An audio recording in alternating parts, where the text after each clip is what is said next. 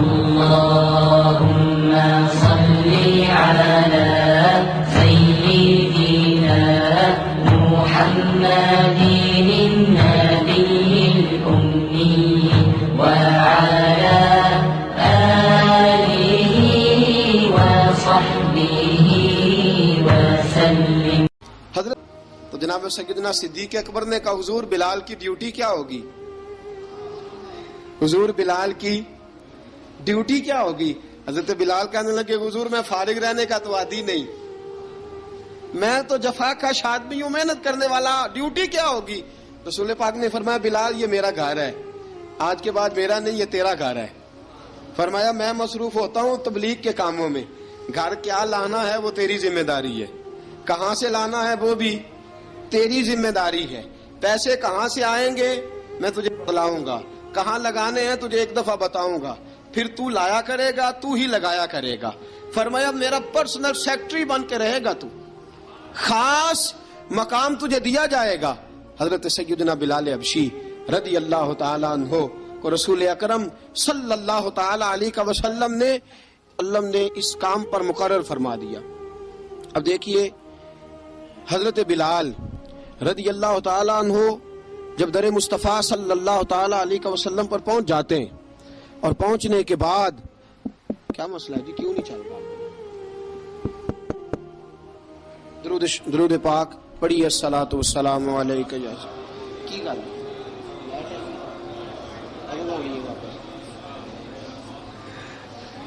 میں یہ گزارش کر رہا تھا کہ حضرت بلال حبشی رضی اللہ تعالیٰ عنہ کو رسول پاک نے یہ ڈیوٹی عطا فرما دی.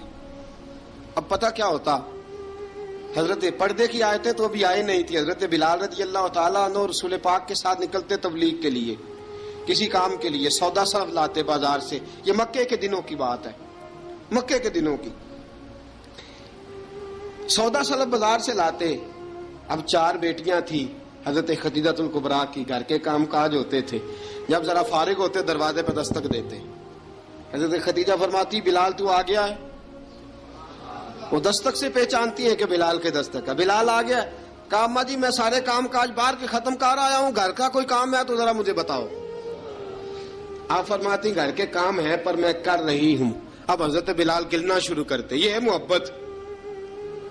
آج اگر ہم کہیں خادم ہو بھی نہ تو بہانے ڈھونڈتے پھرتے ہیں فارغ ہونے کے.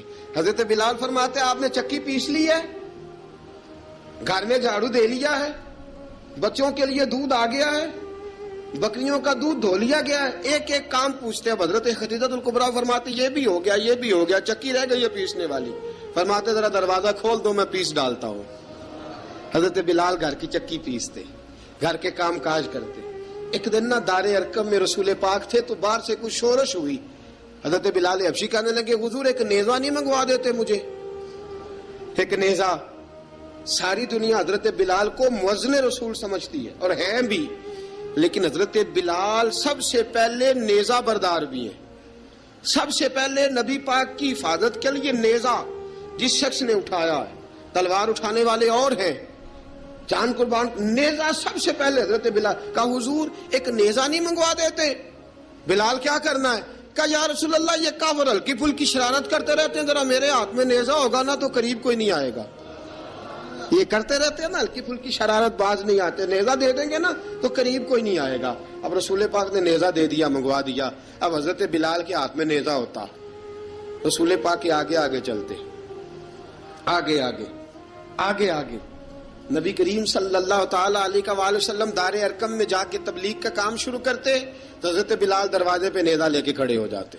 حضور نے فرمایا بلال تو ادھر کھڑا ہو گیا. یا رسول اللہ انشاءاللہ جب تک میں کھڑا ہوں اندر کوئی کافر آ نہیں سکتا، اندر کوئی نہیں آئے گا، میں محافظ بن کے کھڑا ہوں.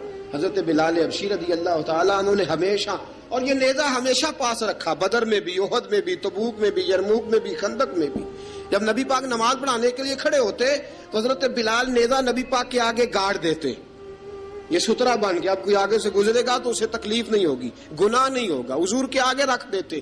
حضرت بلال حبشی نے مکے کے 13 سال سابقون الاولون میں سے ہیں. قرآن کہتا ہے والسابقون الاولون من المہاجرین والانصار.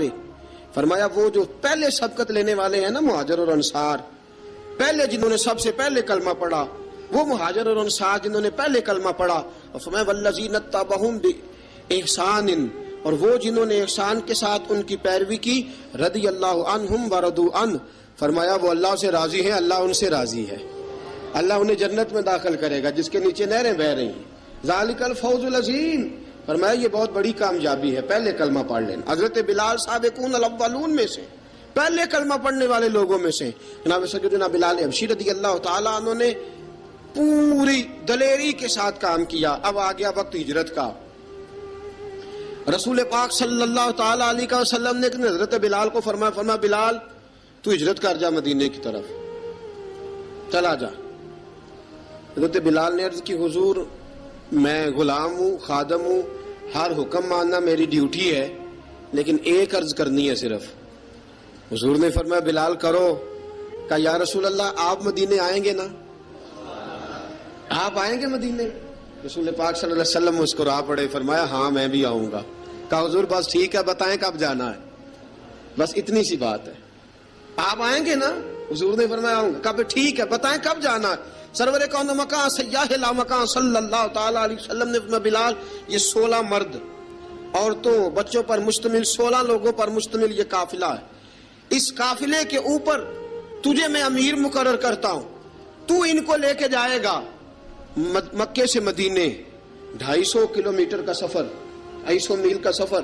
حضرت بلال حبشی رضی اللہ تعالیٰ عنہ قافلے کے امیر بن کے، سخت گرمی کا موسم، حضرت بلال کے ہاتھوں میں تلوار ہے، ایک ہاتھ میں نیزہ ہے، ایک ہاتھ میں تلوار ہے، تیر آپ نے پیچھے باندھ رکھے ہیں پشت پہ، اور آپ لے کے جا رہے ہیں، کبھی قافلے کے آگے، کبھی پیچھے، کبھی دائیں کبھی بائیں۔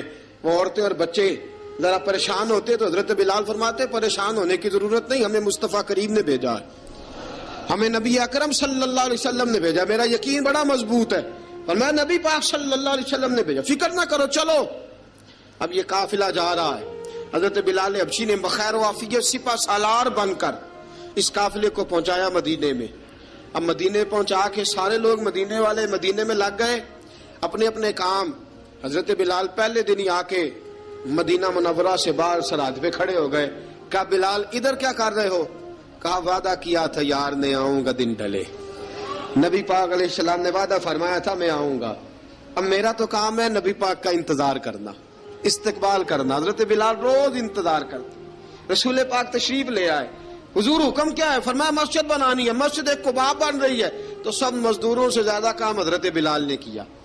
مسجد نبوی کی تعمیر شروع ہوئی تو سب سے زیادہ کام حضرت بلال نے کیا، مسجد بن گئی۔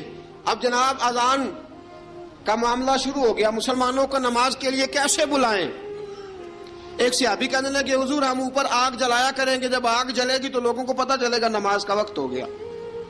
ایک نے کہا ہم بڑی دف منگواتے ہیں، دف بجائیں گے، نماز کا وقت ہو گیا۔ حضور نے فرمایا جاؤ صبح فیصلہ کریں گے۔ رات صحابہ سوئے، حضرت عبداللہ ابن زید رضی اللہ تعالیٰ عنہ اور حضرت عمر فاروق رضی اللہ خواب دیکھتے ہیں، خواب میں کوئی اذان پڑھ رہا ہے، اللہ اکبر اللہ اکبر اللہ اکبر اللہ اکبر۔ اذان پڑھنی چاہیے نا؟ کیا خیال ہے آپ کا؟ اذان آنی چاہیے نا؟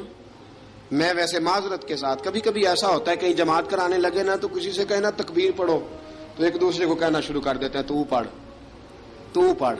میں اپنے استادوں کے پاس جب ہم پڑھتے تھے، حضرت اویسی صاحب رحمۃ اللہ علیہ کے پاس، تو ہم پڑھ رہے تھے، سبق تھوڑا رہتا تھا، دیر ہو گئی کلاس کو تو ایک لڑکا آیا تو استاد کہنے لگے اذان پڑھ، کہنے لگا جی مجھے شرم آتی ہے۔ تو استاد فرمانے لگے یار میں تو بڑا بشرم ہوں، 40 سال ہو گئے اذانیں پڑھ رہا ہوں، تمہیں شرم آتی؟ بڑا بے شرم ہوں، 40 سال سے اذان۔ کہنے لگا نہیں جی وہ والا معاملہ نہیں۔ فرمانے لگے یار گالی نکالتے وقت شرم آنی چاہیے، کسی کو برے لفظوں سے یاد کرتے وقت، کسی کا گلہ کرتے وقت، غیبت کرتے وقت، چغلی کرتے وقت، جھوٹ بولتے وقت، دغا اور فریب اور فراڈ کرتے وقت شرم آنی چاہیے، تجھے اذان دیتے وقت شرم آ رہی ہے۔ یہ ہمارا حال ہے، اذان آنی چاہیے، مشکل کام نہیں، سیکھنی چاہیے۔ میرے نبی کریم صلی اللہ علیہ وسلم نے فرمایا جس نے 40 دن تک اللہ کی رضا کے لیے 5 وقت کی اذان پڑھی، 40 دن صرف، فرمایا اللہ اس کے پچھلے سارے گناہ معاف فرما دے گا، اور فرمایا قیامت کے دن سب سے لمبی گردنیں مؤذنوں کی ہوں گی، اذان دینے والوں کی گردنیں اور قد لمبے ہوں گے۔ یا رسول اللہ پھر فرمایا وہ لائن بنا کے جنت میں جائیں گے، فرمایا جب مؤذن جنت میں جا رہے ہوں گے تو سب سے آگے آگے میرا بلال ہوگا، سب سے آگے آگے مؤذنوں کا قائد اور لیڈر میرا بلال ہوگا، حضرت بلال حبشی رضی اللہ تعالیٰ عنہ۔ اب آزان کوئی کہنے لگا یہ کریں، کوئی کہنے لگا وہ کریں۔ اب حضرت عمر خواب دیکھتے ہیں، کوئی اذان پڑھ رہا، عبداللہ ابن زید خواب دیکھتے ہیں، کوئی اذان پڑھ رہا۔ اب جب یہ آئے آ کے سویرے حضور کو خوابیں سنائی، حضور اس طرح سے اذان پڑھی ہے، فرمایا جس طرح کی تمہاری خواب ہے نا اسی طرح میرے اللہ کی رضا بھی ہے۔ حضور اذان پڑھے گا کون؟ فرمایا بلال پڑھے گا۔ حضرت بلال کی آواز میں لکنت تھی، اشہد نہیں کہتے تھے، اشہد کہتے تھے، لکنت تھی۔ حضور نے فرمایا بلال کا اشہد بھی اللہ اشہد بنا کے قبول فرماتا ہے۔ لوگوں نے کہا حضور بلال اذان پڑھے گا؟ حضور نے فرمایا انشاءاللہ یہی پڑھے گا۔ حضور نے حضرت بلال کو اب اصحاب صوفہ میں پڑھتے بھی تھے، باقاعدہ علم بھی حاصل کرتے تھے، نبی پاک کے پاس تعلیم حاصل کرتے تھے حضرت بلال حبشی۔ اب حضور نے فرمایا بلال یہ اذان کے لفظ ہیں تو اذان پڑھا کرے گا۔ جناب بلال حبشی کو اذان سکھا دی اور رسول پاک صلی اللہ تعالی وسلم نے فرمایا چڑھ جا مسجد نبوی کے ساتھ مینارے پہ، چڑھ جا ایک کونے پہ چڑھ کے اذان پڑھ۔ اب حضرت بلال حبشی رضی اللہ تعالیٰ عنہ نے سب سے پہلی اذان تاریخ میں پڑھی، سب سے پہلی اذان۔ 2 مرتبہ حضرت بلال اذان نہیں پڑھ سکے جب تک رسول پاک موجود ہے، 2 مرتبہ۔ ایک مرتبہ تو مدینہ منورہ میں کسی وجہ سے حضرت بلال اذان نہ دے سکے، ایک مرتبہ تبوک سے واپسی پہ سو گئے۔ حضور نے فرمایا بلال تیری ڈیوٹی ہے ہمیں جگانے کی، حضرت بلال خود بھی سو گئے۔ سویرے جب اچھی طرح سے سورج چمکا تو رسول پاک کی آنکھ کھلی، حضرت بلال کو حضور نے آواز دی، جناب بلال چونک کے اٹھے، فرمایا تجھے کہا تھا جگانا ہے؟ یا رسول اللہ ساری رات جاگتا رہا، جب جاگنے کا ٹائم آیا تو سو گیا۔ میں نے کہا میں ذرا کمر سیدھی کر لوں، حضور بس لیٹا ہی ہوں تو آنکھ لگ گئی، ٹیک لگائی ہے بس میں نے، پتھر کے ساتھ آنکھ لگ گئی۔ حضور نے فرمایا چلو پڑھو اذان۔ حضرت بلال نے اذان پڑھی اور سورج چمکتے میں رسول پاک نے نماز ادا فرمائی۔ عزیز دوستو حضرت بلال حبشی نے ہمیشہ اذان پڑھی، ہمیشہ۔ نبی کریم صلی اللہ تعالی علیہ وسلم کے صحابہ ایک دن حضرت بلال سے کہنے لگے بلال تو ساری زندگی اذان پڑھتا رہا، مزہ کب آیا اذان پڑھنے کا؟ مزہ کب آیا؟ حضرت بلال کہنے لگے ایک اس دن جس دن مجھے حضور نے اذان سکھائی تھی، بڑا لطف آیا تھا حضور سے اذان سیکھنے کا، اور فرمایا ایک اس دن مجھے مزہ آیا جب میں نے کعبے کی چھت پہ کھڑے ہو کے اذان پڑھی ہے۔ حضرت بلال فرماتے ہیں سارے کافر زمین پہ کھڑے تھے گردنیں جھکائے، اور میرے مصطفیٰ کریم جب کسوا نامی اونٹنی پہ بیٹھے تھے نا اور میں اذان دے رہا تھا تو میں آج بڑا راضی تھا، میں کہہ رہا تھا یا اللہ کیا بات ہے، آج تو نے میرے حبیب کو کتنی عزتوں سے نوازا ہے۔ ایک ہے گھر کے کام کاج کرنا، اور میں پہلے بھی حدیث سنا چکا، حضرت بلال حبشی خود بخود لوگوں سے قرضہ لے لیتے تھے، حضور کو تکلیف ہی نہیں، بخاری مسلم بتاتی ہے خود بخود قرضے لے لیتے تھے، خود بخود نبی پاک کو تکلیف ہی نہیں دیتے تھے، کام کاج ہے مہمان آ جا رہے ہیں ان کی خدمت کر دی ہے، بلال نے خود ہی قرضہ اٹھا لیا، قرضہ اٹھا کے خود بخود حضرت بلال سودا لے آئے، سودا لا کے جناب بلال نے پکا دیا۔ ایک دن ایسا بھی آیا بخاری شریف کے لفظ ہیں کہ جن کے قرضے دینے تھے وہ کہنے لگے بلال سویرے قرضہ دو ورنہ تجھے لے جائیں گے، بکریاں چرانی پڑیں گے۔ حضرت بلال حبشی رضی اللہ تعالیٰ عنہ نے حضور کی خدمت میں عرض کی، کہا اگر کوئی بندوبست ہو گیا تو ٹھیک ہے ورنہ میں تو سویرے بھاگ جاؤں گا، میں شام چلا جاؤں گا، پیسے آ گئے تو مجھے پیغام بھیجنا آ جاؤں گا۔ سویرے فجر سے پہلے حضور نے پیغام بھیج دیا، فرمایا بلال تیری مدد کے لیے اللہ نے 3 اونٹنیاں سامان کی بھیج دی ہیں۔ حضرت بلال حبشی رضی اللہ تعالیٰ عنہ نے سارا گھر کا کام کاج خود سے سنبھال لیا تھا۔ ایک دن غائب ہو گئے حضرت بلال اذان دے کے، فجر کی اذان دے کے، ایک دن فجر کی اذان دے کے غائب نہیں ہونا چاہیے، کیا خیال ہے آپ کا؟ مؤذن کو اذان دے کے غائب اسے مسجد میں پھر رہنا چاہیے۔ حضرت بلال حبشی رضی اللہ تعالیٰ عنہ اذان پڑھی، غائب ہو گئے، صحابہ ڈھونڈ رہے ہیں بلال کدھر ہے، اقامت پڑھے۔ حضور نے فرمایا ٹھہر جاؤ، بلال آئے گا تو اقامت پڑھے گا، بلال آئے گا تو جلدی نہ کیا کرو مسجد میں، اگر 2-4 منٹ کبھی دیر ہو جائے نا نماز میں تو جلدی کوئی بات نہیں، اللہ کے گھر ہی آئے ہو نا، جلدی نہ مچایا کرو، اللہ کا گھر ہے، رحمت والی جگہ ہے۔ حضور نے فرمایا بلال آئے گا تو اذان پڑھے گا۔ اب سب صحابہ خاموش ہیں کہ بلال جاتا نہیں، کام بھی اس کا کوئی ایسا نہیں۔ حضرت بلال دوڑے آئے، جلدی جلدی دوڑے آئے.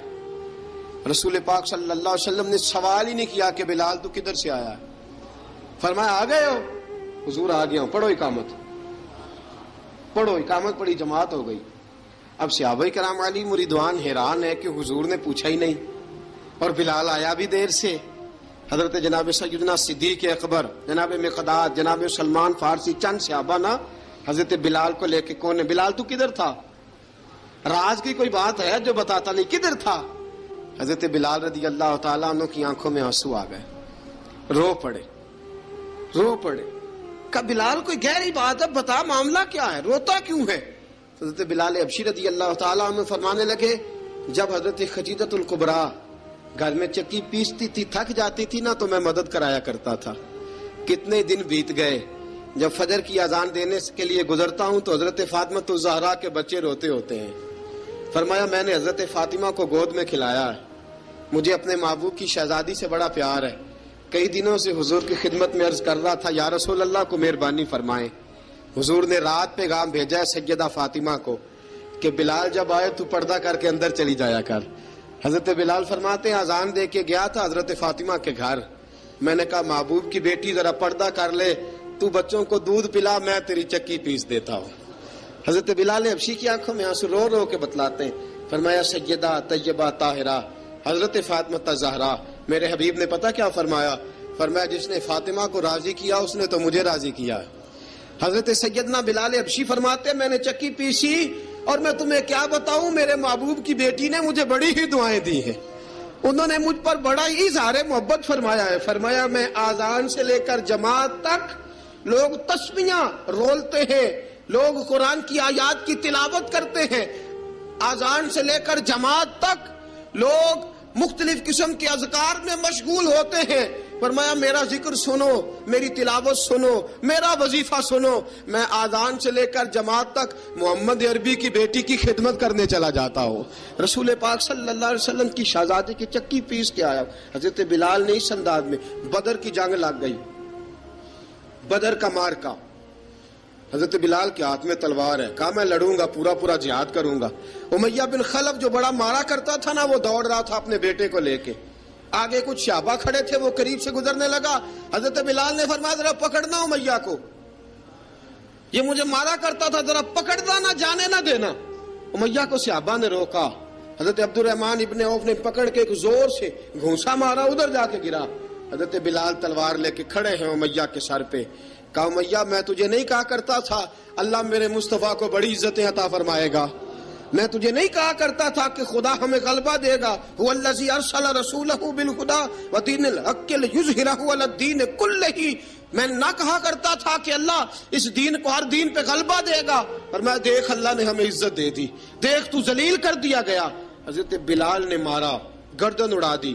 حضرت ابوبکر صدیق پیچھے دیکھ رہے تھے، دوڑے ہوئے آئے، کہا بلال مبارک ہو، بلال مبارک ہو، آج تو تیرے سارے بدلے پورے ہو گئے. حضرت بلال نے سجدہ شکر ادا کیا. میرے دوستو بڑی باتیں ہیں جناب بلال کی کرنے والی. یہ وقت ساتھ نہیں نہ دیتا کسی کا، یہ رک جاتا ہے، یہ کہتا ہے کہ بس اب رک جاؤ، وقت ہو گیا آگے گزرنے کا.